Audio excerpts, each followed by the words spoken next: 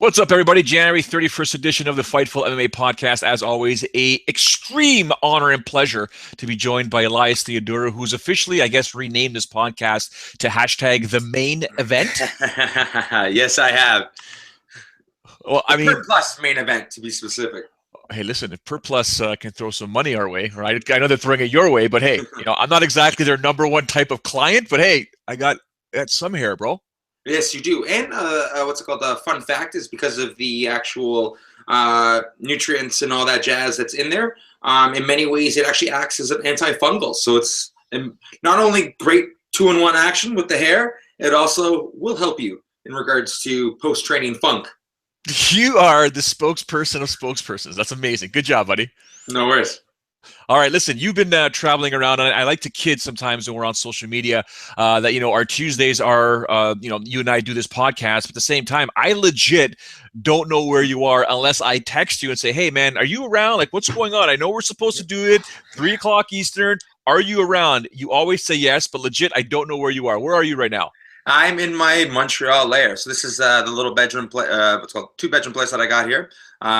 It's a great place to hang my hat when I'm training here. I have a bunch of coaches and stuff to come in. So I basically, moving forward, coaches back home, like someone like Lachlan, Chad Pearson, and also all my training partners. They always know that they have an open door here. So after camp, I think a bunch of people are going to come in and, do some training, kicking some ass, all in Montreal as well.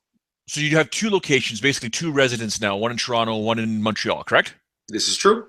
And of course, our boy, George St. Pierre, has one in Montreal, I believe in Manhattan, I believe in Monte Carlo, I believe wherever he wants. Yes. Well, when you have that kind of money, that's why I'm renting here. The other place, what's it called? Not so much, but here I'm definitely renting. Awesome. Over the weekend, you did Hard Knocks Fighting, am I correct? That I did. How was that? It was great. What I really love about Hard Knocks is their commitment to actual amateur MMA. I think if you're building up stars from the beginning and you're seeing people progress not only as talent in the cage, but physically they're who they are. I actually had a little pep talk in regards to post weigh-ins and stuff like that, talking about how all the hard stuff's over. It kind of gave them my kind of story in the sense that I came from Hard Knocks. That's where I had my first 2 fights. And in many ways, I was set up to be a stepping stone for a local fighter, and I proved them wrong. And the story, they say, from then on is, as you say, history. But one of the things I stress, we already talked about it, but I was saying from there, I have the best hair in MMA. And you keep on saying it, you keep on building that brand. And again, it came full into fruition in regards to Per Plus. We're going to have an official rollout Thursday, which is 2-in-1, and again, Per Plus being the official 2-in-1 conditioner and shampoo. What's it called? Your main event right here has a lot of fun stuff coming. But the important thing to kind of say is everyone, in many ways, especially with the amateur, like I talked about, even the pros that have a couple of fights, I think the important thing is you need to set not only who you are as a fighter, but who you are in regards to your narrative and what you're selling, because that's the truth. We watch fights in general because of the narration, the story. We pick sides in regards to the team. That's what competition is all about. It was designed for post-war activities, and the idea of having that competitive edge that we want, being very territorial and tribal monkeys, that this is a less deadly version of combat. Whether not even talking about mixed martial arts, I'm talking about football, boxing, I'm talking about soccer, everything. It's my team, your team. And in order for people to basically be Team Spartan, there's something that they have to buy, and not even necessarily physically paying money, paying attention, paying their time. And if you can sell them from the very beginning with something like Hard Knocks, like I said, who has a full commitment to amateur MMA, it's amazing. The co-main event rather, was an amateur title bout, and it was amazing.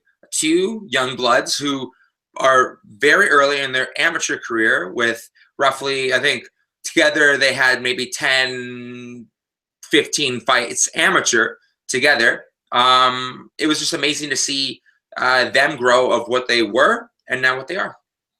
And it was it. And sorry. The cool thing with amateurs, they throw a little bit of the caution to the wind, and they just go for it sometimes. Yeah, but when you see that, you got to say, guys, hey, there's time, relax. Don't do it for free. When you give those types of pep talks, though, do you ever kind of scan the guys, the fighters, the coaches, and look into their eyes, and you get those ones that are kind of like wide-eyed, like, oh my God, this is awesome, and you get the other guys that are just kind of like, hey, dude, Elias, like, you done talking or what? Yeah, no, for sure. And let's be fair, some of them they just weighed in. They were like, come on, I want to eat. Shut up with your what's that called, pep talk, you on your soapbox over here. I understand you're a UFC fighter, whatever, I got food. But at the same time, again, like you said, there's some people that are nodding because it's true. And in many ways, what we've talked about it before, the selling of the UFC to WME, it's no longer necessarily a sport. It's a content provider, for better or worse, whether you're on that side or not. Even now, digressing to, I know we're going to talk about it later, but the previous UFC Denver, it did 2 million views. That's a huge important thing. And it shows that why free TV is probably where the UFC is going in regards to views and broadcasting. And they're probably going to up, like the rumors are saying, from $100 million a year for Fox to $400 million. So again, there are reasons and times they are changing. It just depends on whether you're a part of the boat or you're going to be left behind and trying to be a purist. Well, we talked about that last week, Reed Kuhn and I, in terms of what could potentially be happening with the UFC deal south of the border, where you and I actually reside. But like you said, 2.02 million was what Shevchenko and Pena did. Before that, I think it was 2.4 million with Shevchenko versus Holly Holm. And I spoke about that earlier today. I put together a piece and an article. I'm not sure if it's up on FightfulMMA.com just yet. But when I do get that out there, ladies and gentlemen, I will tweet it out there. I'll get it out there on social media. But free TV to us is technically important. But when you're saying that potentially the UFC can charge 100 million to 400 million, that not charge, suggest that that's what they're worth. That is absolutely fantastic for their brand, especially considering the amount of money Zuffa sold it for, and what WMEI or JK, LK, Elias Theodorou, whatever you want to call them, the new guys. Who are pretty smart guys. They're brilliant minds, especially with Ari Emanuel behind them, or on top of that food chain. I do look at that, but I also think that no matter what, if pay-per-view is still around and they can capitalize on pay-per-view and make that kind of revenue, I don't think it's going anywhere, Elias. No, but again, I think it just switched. I don't think it goes anywhere. I just think the 3 times Conor McGregor fights, there's your whole pay-per-view. Boom. We would probably do more than anyone else, and why not throw the other one, any other fights on Fox, right?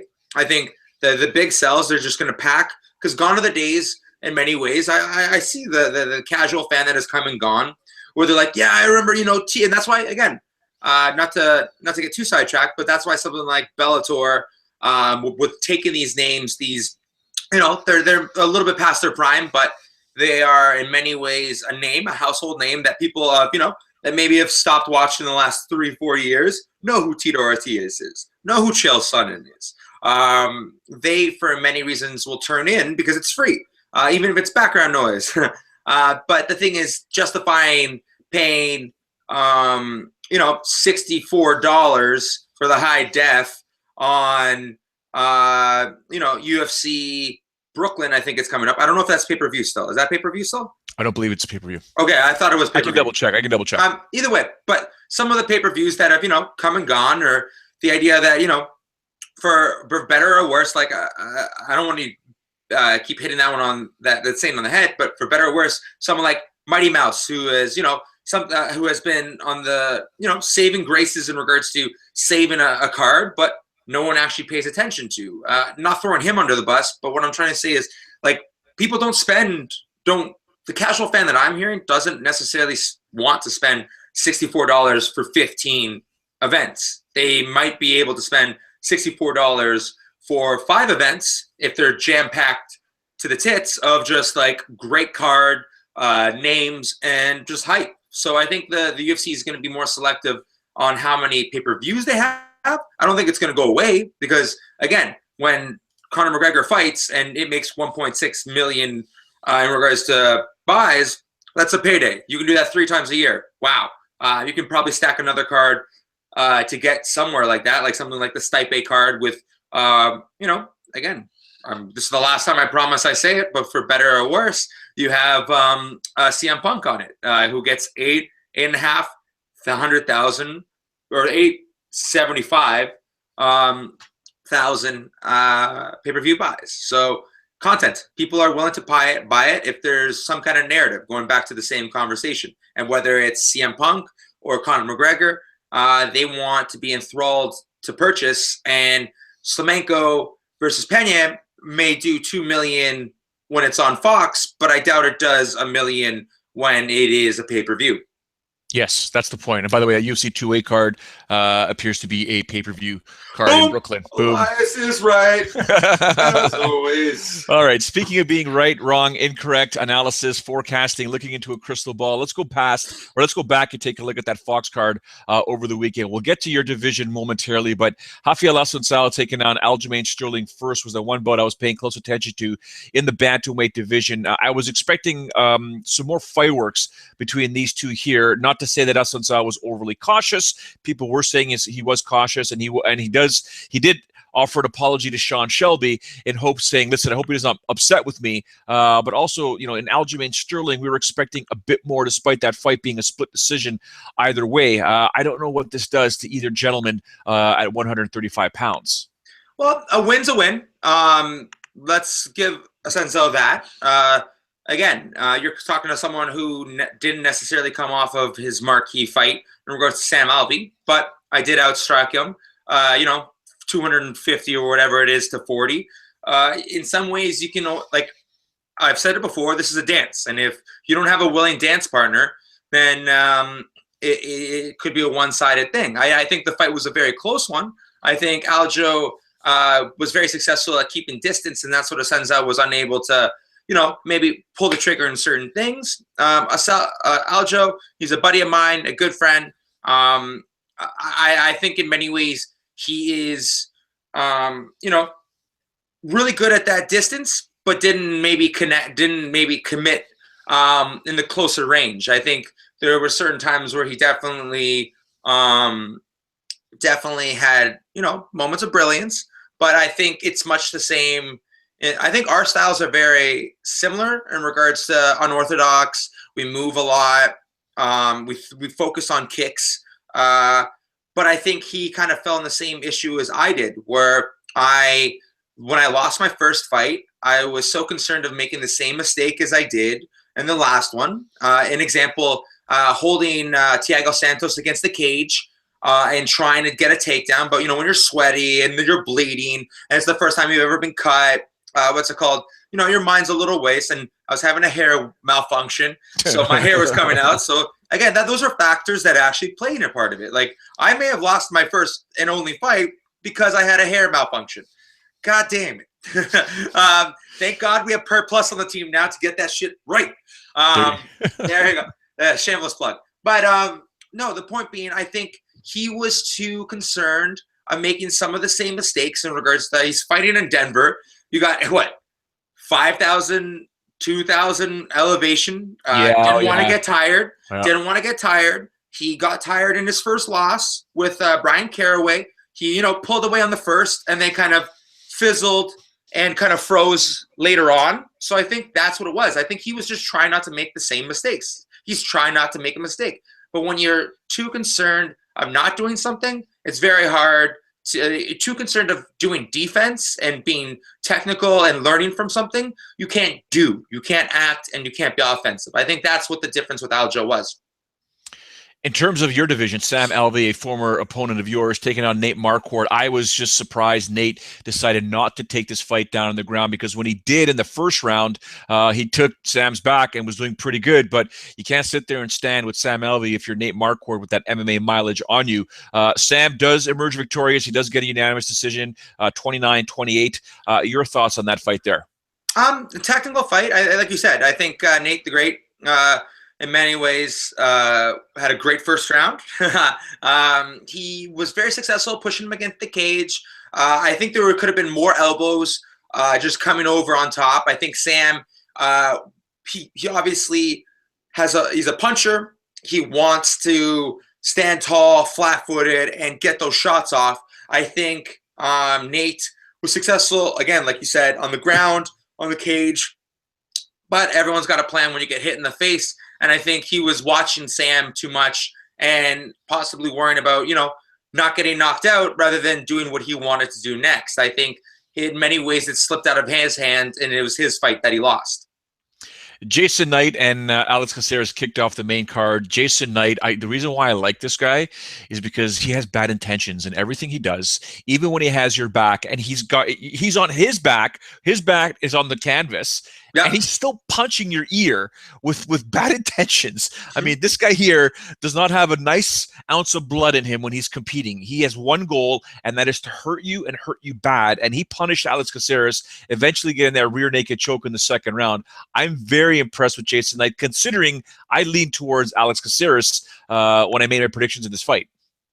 Yep, and I will be right there with you in the sense of just based on with Alex, he's he's the veteran in comparison to his opponent, but like you said, he in many ways has bad intentions, and he was going for him the whole time. And if you are the constant person going, and it was actually something we talked about today in training, because I've, again, my very awkward style. I have a go mentality, especially at middleweight. If I'm constantly doing and you're constantly thinking, you can't do. And it becomes this thing where you're watching your opponent. You're watching the dance that's happening in front of you. And I think that's what happened with Cesaro. Well, George, he told me that from day one. I mean, if you can't keep up with my rhythm, your heartbeat is going to go to my heartbeat. You're in big trouble. Your cardio's toast. Mm-hmm. Yep, you're playing follow the leader. Right? Speaking of follow the leader one time at heavyweight was Andre Arlovsky. And Francis Ngannou, who is now the up-and-comer, this hungry lion, this monster, this beast. Monster. Let's call him a monster. Like, the guy is just...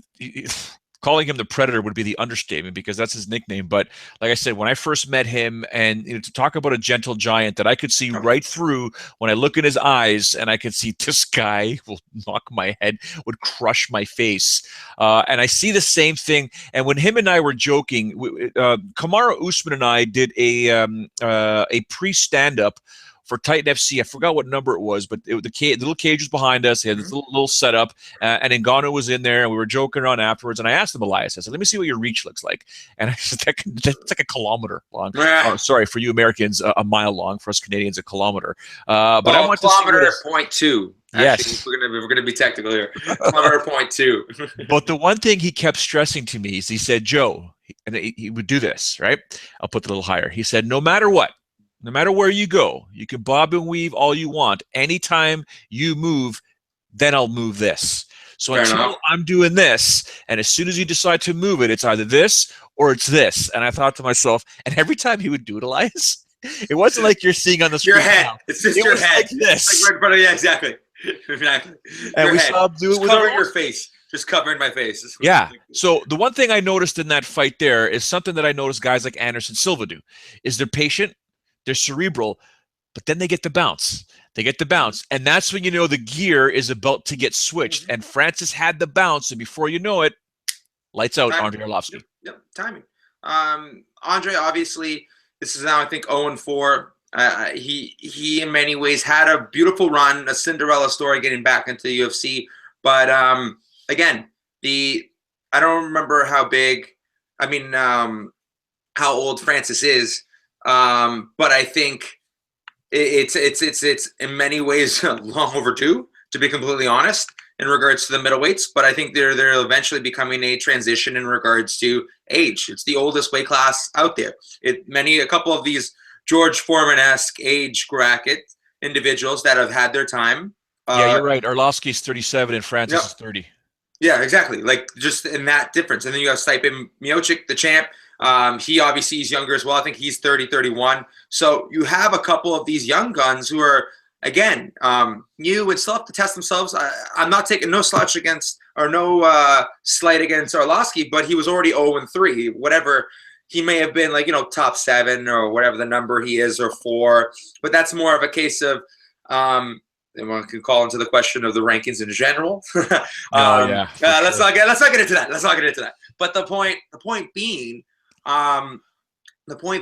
the fact that some of these people are brand name, right? So you have Arlovsky, who is a name, who was a former champion, that is built into the ranking system and why he lies where he is.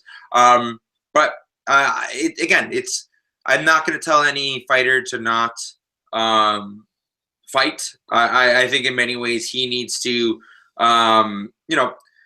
figure out what's his path is. I think normally anyone with an 0-4 record would probably get cut, but because of, heavyweights, he might have one more in there, or he might be perfect for the restarting of the Bellator heavyweight bracket. So, Ryzen. Sorry, go ahead. Options. See, times are changing. It's always beautiful when you have options. All right. Donald Cerrone, co-main event against Jorge Masvidal. The one thing Reed Kuhn said on this podcast on Friday is that Cerrone took this fight on too short of a notice. His body hasn't healed yet. He got dropped in that Matt Brown fight. He doesn't believe he should have competed. But then you've got Dana White saying, look, man, we can't stop Donald. Donald just wants to fight. He continues to want to compete.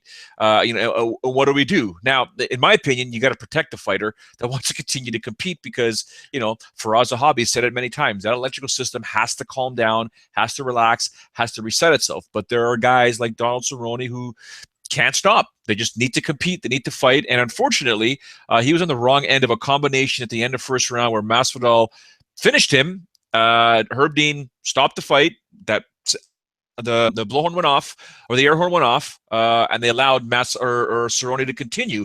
I think that doctor should have done a bit more to see if Cerrone could have continued. And Cerrone did a fantastic job convincing the doctor right before round 2 started that he was fine. But lo and behold, Masvidal did what Masvidal does best. I'm very impressed with Jorge. No, I would agree. There's many different aspects. Obviously, everyone loves, and that's Cowboy. That's Cowboy's story. I'll take a fight anywhere, anytime.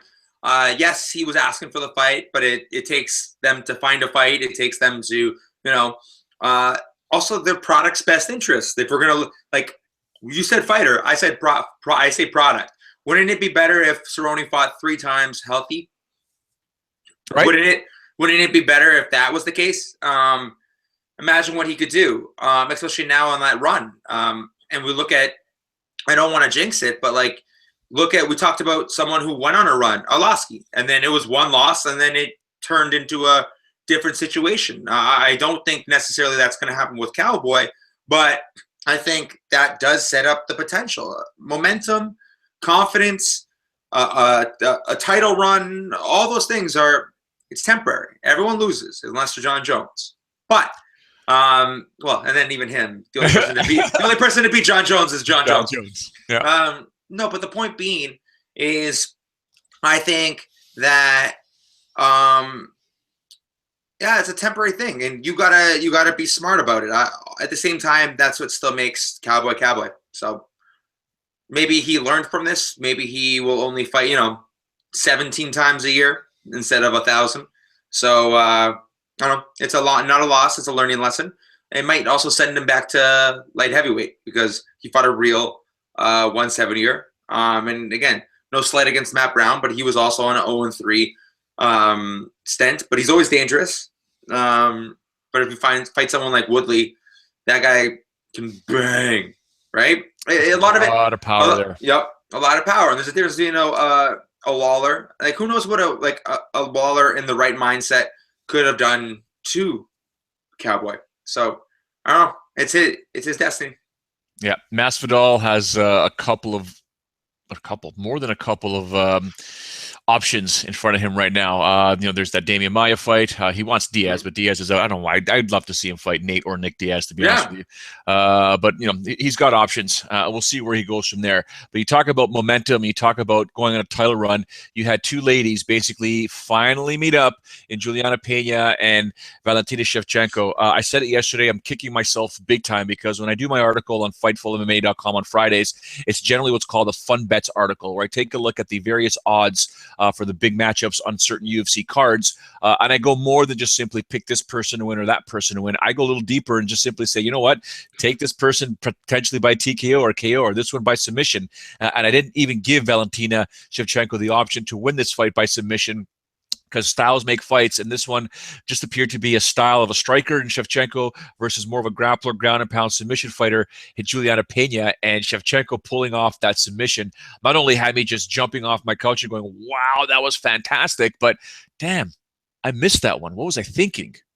Armbar Nation. I guess it's too soon to rebrand that for someone, right? Is it too? No. Yeah. Same ways. Styles make fights, one would assume, but Shevchenko.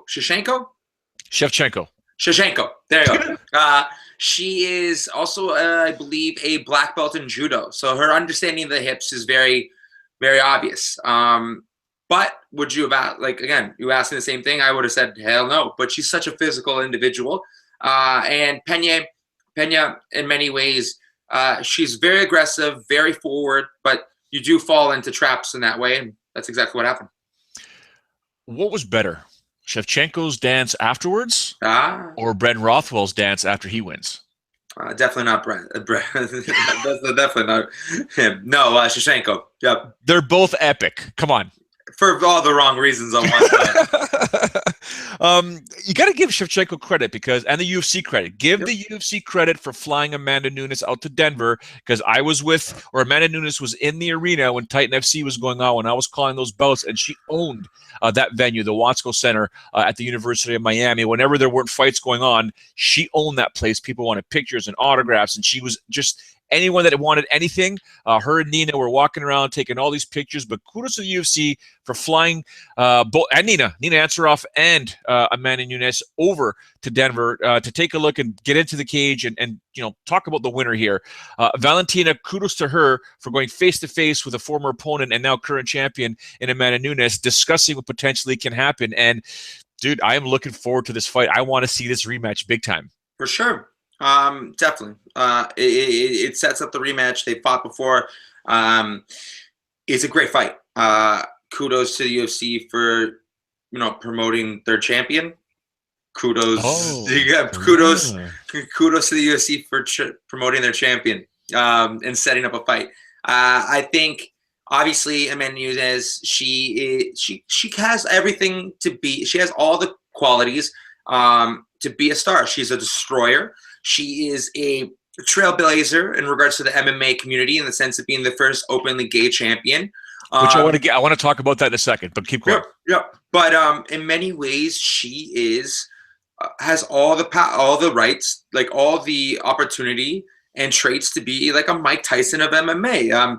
We were talking to, I know everyone was hyped up with Ronda and calling her the Mike Tyson, but this is someone as well that has the opportunity for that aspect. And she is a destroyer with the hands. She has a lot of fight in her.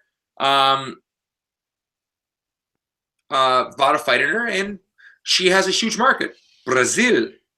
Yeah, Brazil. Okay, number one. So one of the things that I spoke about in the article that I wrote, I specifically touched on Amanda Nunes, Valentina Shevchenko, and Ronda Rousey. Now, you mentioned Amanda Nunes and the fact that she's the first openly gay champion. And I think that's a fantastic angle for the UFC, for Amanda in general, to perhaps, I'm trying to find the right wording, but not to partner up with the lesbian, gay, and or not. Community. Yes, for sure. Right? For sure. But with the amount of, I guess you could say, stereotypes and hate that community gets, you have someone that is a champion right now and that could showcase, look, no matter what people say about you, no matter how bad society looks down upon you, you can become a champion. I think she's the perfect example. Powerful. Sorry, go on. Yep. Just a perfect example to stand up and say, look at what we can do. Dude, man, she's the biggest sweetheart ever. Yep. But she's a badass, man. Exactly. And again, she's doing her own style. She has like the mullet. She's in many ways embracing her. She's embracing her truth. And her truth is also a violent one when it comes to the cage. So there's the best of both worlds. And in many ways, in regards to, I know that, we have luxuries in regards to Canada, where the LGBT community are very, welcomed, are very they have a place in our society. Not everyone in the world they do. And not on slight in Brazil, but I think in many ways some of the attitude sometimes there it can be a little bravado in regards to it. And I think having a female champion like this in many ways is a huge opportunity to push that and to break down walls and break down barriers on what the first openly gay champion in mixed martial arts means and how she can be, dare we say, a actual icon like some of her predecessors, someone who she beat. She can become an icon for a generation in regards to, all the different markets that she touches and what she represents. I think there's no ifs, ands, or buts. I think that's a perfect opportunity for the UFC and Amanda to get on board with the LGBTQ community, and I think it'd be absolutely fantastic to get. There's a demographic there that we may or may not know that loves mixed martial arts. They may hate mixed martial arts, but they may now have someone, because that's what MMA is all about. Earlier on in the days when I first got, and when I first got UFC Central, we put UFC Central on the air. Mm-hmm. My pitch to Sportsnet wasn't just the fact that, hey, we can recap events, we can preview events. Every single fighter has a story, and I can get in front of every fighter. I can get the help from the UFC. I can get in front of these fighters and get their story out there. That way, the mainstream public can associate themselves. Hey, that guy's a former mechanic. That girl's a former accountant. That guy's a lawyer, just passed his bar exam. That person, or blah, blah, blah, blah.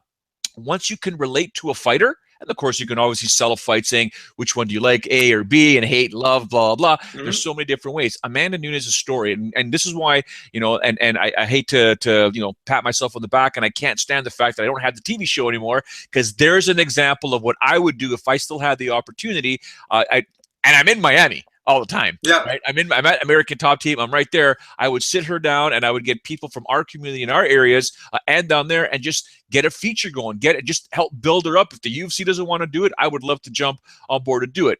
But there's only so much I can do now in my residence and in your residence over there in Montreal. But I think it's not a wasted opportunity, but a fantastic opportunity for the UFC to do this. On the flip side of that, Elias, I've always been, and I'm a huge proponent of patriotism, nationalism, I guess you could say. Obviously, being of Italian heritage, the World Cup to me is absolutely fantastic. And when the FIFA World Cup comes around, it's not that Canada doesn't qualify for the World Cup. All of a sudden, I've got my Italian flag. Yep. My friends have their Greek flags and their Spaniard or their Spain flags, or what Brazil flags. All my Brazilian friends with jiu-jitsu. Hop Holland. Yes, Holland. Hop Holland. It's the Olympics as well. So patriotism and nationalism, in my opinion, is a fantastic avenue. Okay, all right. And what I'm saying with Valentina Shevchenko is, you've got someone that they could ride that wave with as well and get into that community. Your thoughts on items of that nature? No, for sure. That's what I was going back into. Competition in general is to satisfy the designed to satisfy the competition / competitive aspect / primal / tribal things that are inherent in us. When we were in more nomadic tribes, if someone looked a little different, it was because they were from a different tribe. So that's where the type of difference that kind of is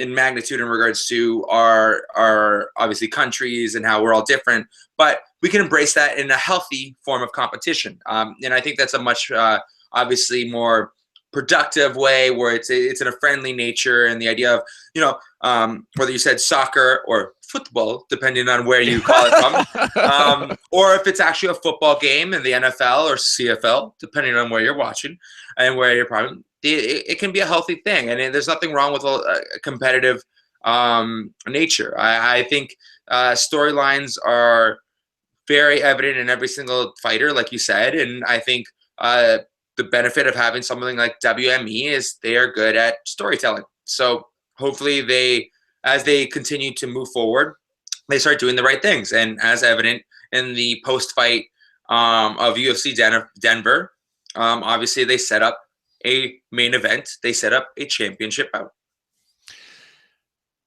In that division, the original queen was Ronda Rousey. Dana White recently came out and said he thinks that she is pretty much done. I respectfully disagree, not to the fact that maybe she is done. I just, the competitor in her, I believe, will have at least one more run within her.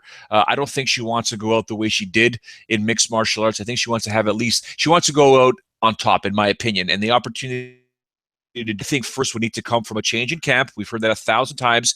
Change of camp and pit her against somebody or match her up against somebody that is more of a contender in that fact that she's lost 2, she's been knocked out twice. Give her someone that's more fair. I don't even look at the rankings. Be fair about it. Your thoughts? Is Ronda Rousey done? And if not, if so, why? And if not, why? She's done. She was done when she walked in the cage the last time. She didn't want to do any of the media stuff. She had no heart in it. Whether your body was physically there, your mind isn't. She got. We will never know the ride that she was on for those 2-3 years of believing that you're untouchable, believing you are this unstoppable creation, unstoppable. Whether it's in Hollywood, whether it's in the sport that you're in, the leaps and bounds you do in other sports, the once in a generation athlete icon, whatever the heck you want to call it, whatever they were hyping it up. And then not. And now she's human. And now she has 2 brutal knockouts. And she also made $62,000 US a second, $3 million plus pay-per-views and sponsorships. She has money. And her mom has even said, hey, sweetie, don't do that. Only stupid people punch each other in the head. You have a lot of money. Go do other things. So I see her at the Keystone Pipeline now. I think, honestly, her best bet would probably be to make another tell-all book and talk about her, coping of life, being post-champion, and the ride that she was on, the highs, the lows, and the new life in between. I think she can better. I think the best thing about her would be talking about her experience and talking about the pros and cons, whether it's been, depression, her own story with her father's passing, and why that is such a. Again, she went on Ellen, and the only media she did was essentially crying on Ellen. And I'm not taking a slight on her. It's, again, she did not have her heart in it. I don't think she went in there and wanted to do it. It wasn't this again, if we were sold shit, fear the return, it's this whole thing, it's this marketing push. No, she was scared shitless to be in there. She didn't want to be in there. You saw that with the first punch in the face. We hear that in the stories of her sparring partners alleging that he wasn't allowed getting hit, that everyone had to send, non-disclosures. And if you were to tell anyone about what happened in sparring before or after, you would get sued. That doesn't sound like someone that is open. That doesn't sound, again, I can only relate it to my first loss. And again, mind you, I didn't fall from such a high grace, and I didn't have the high highs, but I was still on the same run. We both went 12-0. And sure, I didn't get knocked out in a foreign country and had to stay there because I was so injured that I couldn't leave. But I still root. It was the first time I've ever been to Vegas, and it sucked. But the point being, she's done. I 100% disagree. I think if she does come back, it's a big mistake unless she changes both, like you said, her camp and her outlook. I don't think she wants to be there. I think that you hear someone as a friend in Dana White saying what she's saying. Interesting. For the moment, January 31st, 3:42 p.m., I respectfully disagree, but we will see. We will see. We have evidence. Yeah, we do. We'll touch on this. Now, speaking of respectfully disagreeing, I think Conor McGregor and Dana White are respectfully disagreeing with what each other are trying to say, what they're trying to do. Conor McGregor counter-programming the UFC with his own little $5 pay-per-view per viewer, and just went out there just for people to watch him talk. I said it before. I've said it for a while. Conor McGregor is going to be a thorn in their side. He's going to be a headache for them unless something happens where there's some sort of agreement. Conor McGregor is not going to give a, pardon the pun, rat's ass about what the UFC has to say, because he's got money now. And I wouldn't be surprised if some way, somehow he gets behind this Fighters Association and goes against what the UFC is doing. Your thoughts on Conor McGregor continuing to stir that pot with the UFC? You built this monster. Now it's come to roost. in many ways, this is what they feared and why they never wanted someone being bigger than the UFC. This is exactly what their fear was. This is why they don't have the boxing building up stars in regards to you fight in a tomato can and you become a prospect and you have the 12, 13, 14, 15, 20 and 0 record, and then you become a name, a household name, and you start developing. No, it's a meat grinder, and we're very, in some ways, expendable, for better or for in reality, rather. I'm going to stop saying better and worse. That's just the way it is. I think all with Ronda's falling and Conor being who he has all the chips. He has all the options. And whether it's them running off to, I don't know, Japan and fighting this one-off in a different market, or going to Europe or going somewhere and then doing boxing. And Conor believes that now having his boxer's license, he may fall under the Muhammad Ali Act and what those benefits have. I think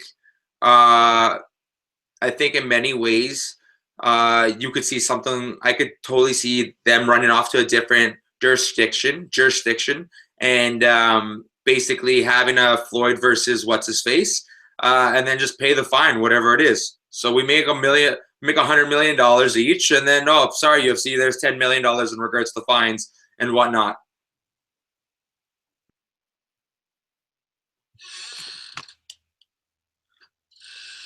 You still there? I can't quite hear you. I was just saying, Conor McGregor. I can see that again. He has all the chips. Well, you're bang on, because originally, here's what we're looking at. We're looking at Ronda Rousey, Conor McGregor, John Jones, George St. Pierre. And Lesnar. If we want to take it, we can take another one out. There's another one. Lesnar gone. GSP gone. John Jones not probably. Which figure are you going to finish off on? Which figure are you going to finish off on, sir? And of course, what we have left is Conor McGregor. Exactly. Okay, so you're right. He's got everything. He's got all the chips. It could get interesting in 2017, but it remains to be seen. All right, interesting. We don't have much time left, but I do want to cover this UFC Houston card. There are some intriguing bouts on there. One of them that is kicking off the Fox prelim card. That's the only fight that we'll talk about in this prelim card. Many people saying it belongs on the pay-per-view, it belongs on the main card, or it belongs as quote-unquote the main event for the Fox card. I'm okay where it is. I would like to see it higher, but I understand why they want to kick off this television broadcast with a bang, because Tisha Torres and Beck Rawlings, in my opinion, is going to be a fantastic fight. If anyone's going to play it safe, sometimes you look at Tisha Torres. I think Beck Rawlings has to just go throw caution in the wind and just put a hurting on Tisha Torres. Yes, I think she also has to put in place the same things that she had that were successful against Paige Van Zandt. She had great timing, great pressure, and then at the same time, to kind of disagree with you, she needs to throw some caution. She needs to have some caution, because she obviously shows that she can be opened up on. I think someone like Tisha Torres, yes, she might go for more, off the top of my head, play it safe and trying to get the points ahead of her. But I think there will be potential openings in regards to what you saw in the last fight. So I talked to Beck after that fight. I was in Vancouver as a guest fighter. She knows she made a mistake, and again, it's not about your loss. It's not necessarily a true loss unless you've learned if you've learned from it, rather. So if she's learned from her mistakes, I have full confidence in her ability to be one part of a great fight, but also come out victorious. And then on the main card, kicking off that one, is also a women's bout in Jessica Andrade against Angela Hill. Angela Hill obviously coming back to the UFC after her stint in Invicta. I like this scrap as well, and I know a lot of people are leaning toward Jessica in this fight, not giving Angela much of an opportunity to win here. Well, yes, I understand that, but Overkill team right here. I'm a huge fan of Angela. What's it called? I love what she does on Twitter. She's hilarious as hell. So I'm biased as hell. But so am I, because she gives me so much love whenever I do the Rising show. She's actually pro-Canadian and the pro-Canadian accent. So thank you very much, Angela. Why wouldn't she be? It's what every broadcaster tries to emulate. A individual from Ontario, specifically Ottawa. That's one of the go-tos in regards to all of anchors. I know CNN, they really try to emulate the Ottawa accent, but I digress. No, she was champion in Invicta. I think she has won and learned from those mistakes that she had. I'm a little confused because obviously she was the champ, but at the same time, it's a great opportunity for her to get back in there and be in the main stage. So all the power to her, and I'll be rooting for her.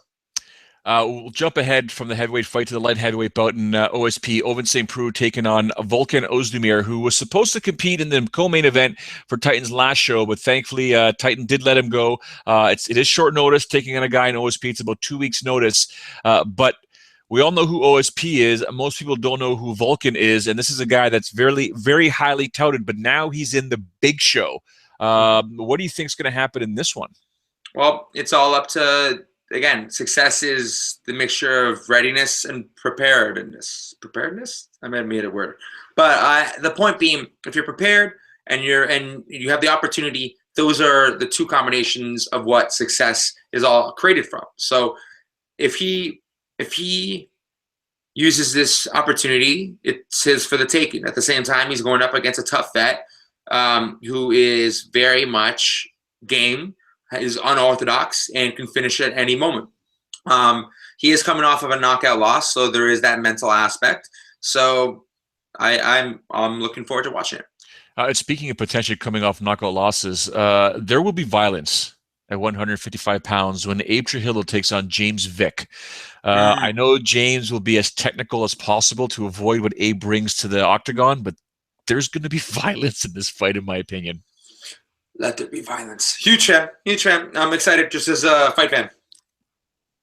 This one here, I mean, I think it's going to go the full 15 minutes. People are saying, no, it's going to end fairly early. I think it's going to go the full 15. Well, we will find out soon enough.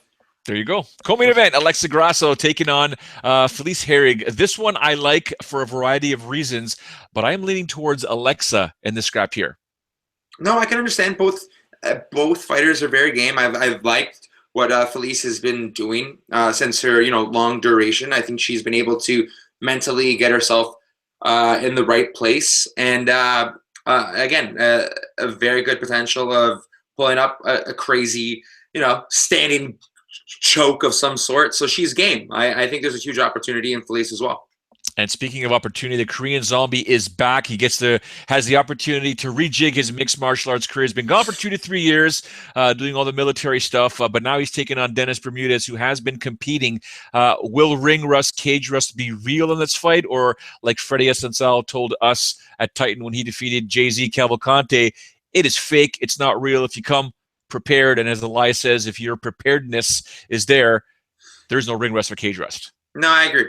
And every person is different.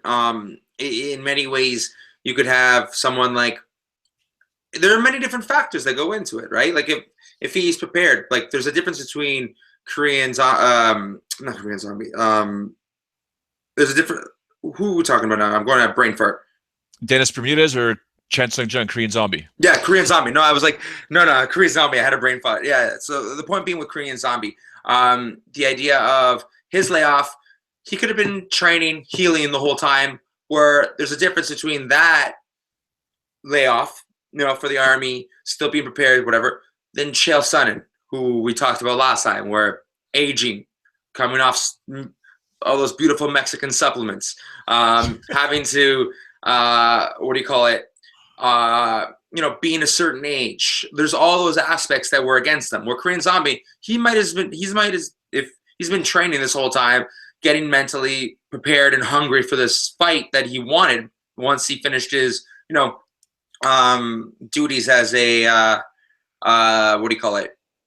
duties as a, in the military, rather. In the military. Yeah, remember, he's 29, and exactly. Despite the fact that he's been gone for 2 to 3 years in his quote-unquote prime, he doesn't have that MMA mileage on him right now. Nope, it's very true. And I can't remember his last fight off the top of my head, but there's obviously, the Jose. It was Aldo. Yep, so that might be the best thing for him to heal up mentally and physically. So this isn't going to be easy for Dennis Bermudez, but he is a savage in his own right. So it's going to be a good scrap. All right. Before we let you go, anything else you want to say to the fine viewers who are watching right now and those who will be tuning in a little bit later on? Yeah, no, just basically at Elias Theodorou, the social as always. The main event here, the Purplus main event, boom, is getting ready for February 19th, where I am taking on Cesar Ferreira. I might have messed up his name, but it doesn't really matter who I'm fighting. He's a dead man. There you have it, ladies and gentlemen. The main event. I'm just a guest, man. It's Elias's show. I'm just a guest. I kick things off. It's his show. It's the main event. But Elias, as always, thank you very much. Follow him online at Elias Theodorou. His Twitter is fantastic. His Instagram is absolutely amazing. You can follow yours truly at Showdown Joe. Tomorrow, I'll be joined once again by likely a human being in Sean Pearson, who'll probably be cursing a fair amount because he missed last week. He was away with his family at Disney, and it rained quite a bit. So look for Sean Pearson to be fairly miserable tomorrow. Until then, I want to thank everyone for tuning in, and make sure you do follow us on social media. Ciao for now.